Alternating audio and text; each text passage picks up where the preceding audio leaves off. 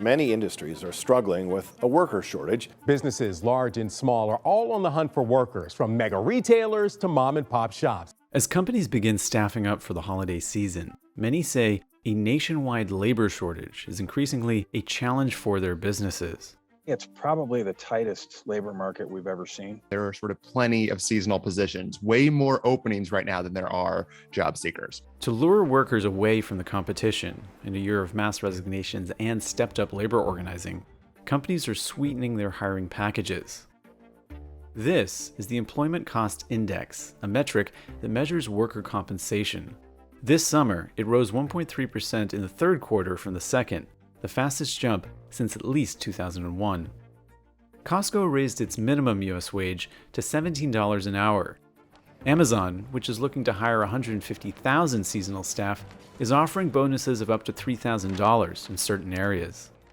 Companies are also getting creative with incentives, especially when it comes to the application process. Many companies for years have had sort of in-depth applications where it might have asked for extended employment history or educational background. Many companies have said that they've looked at their applications and stripped out anything that isn't absolutely relevant, either for government requirements or their own background check requirements. To encourage more applicants to apply, the cosmetics, skincare, and perfume company The Body Shop is eliminating not just education requirements, but also drug tests, background checks, and expectations for a minimum level of experience. Southwest Airlines, which recently had to cut flights because of its staffing shortage, is now making on-the-spot job offers after long shunning the practice. Last month, the company reversed its earlier position requiring vaccinations for employees after aviation unions pushed back against the rule, raising the possibility of holiday service problems. Southwest says it now plans to allow employees with approved medical or religious reasons for avoiding vaccinations to continue working. One of the biggest companies staffing up this holiday season is the United Parcel Service, or UPS, which said it's looking to hire more than 100,000 people. Record-breaking levels of packages are expected this year. Shipping companies like FedEx and UPS are frantically searching for help right now. We are looking to hire drivers, both tractor-trailer drivers and local delivery drivers.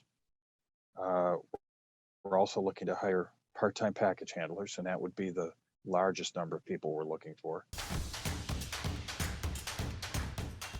To help attract those seasonal workers, UPS streamlined its application process, so the company now responds to applicants with offers within 30 minutes of submitting the application.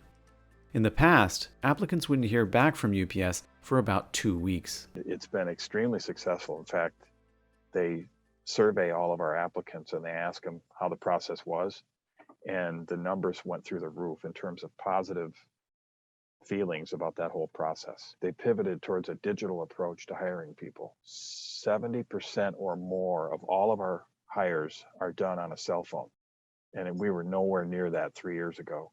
UPS has also revamped its outreach strategy to potential employees. We're trying to find people where they live. We're trying to find people where they spend their time. Well, these days, that's on social media. Between 70 and 75% of our advertising spend today is done on those social channels versus about 5 years ago when 70% to 75% was done on traditional channels like print and broadcast advertising. So it's a complete flip-flop, if you will, of where we're spending our money and how we're trying to reach people. After the financial crisis of 2007 and 2008 led to a rapid increase in unemployment, many employers had their pick of qualified job candidates. So after the Great Recession, many employers inflated the requirements needed for jobs, asking, for example, for bachelor's degrees for IT help desk specialists or construction supervisors, jobs that were historically held by high school graduates. This left many non-degree holders with few options besides low-paid service jobs that didn't offer as much career or wage growth.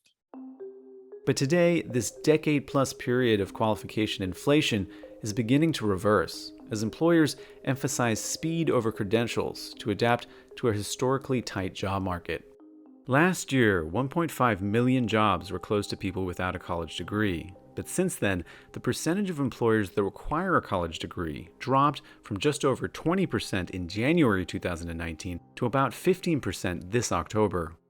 Many workforce specialists and employers have said that those requirements often weren't necessary. Some companies have looked, for example, at whether asking about GPA has any impact on their performance, and many have found that it doesn't.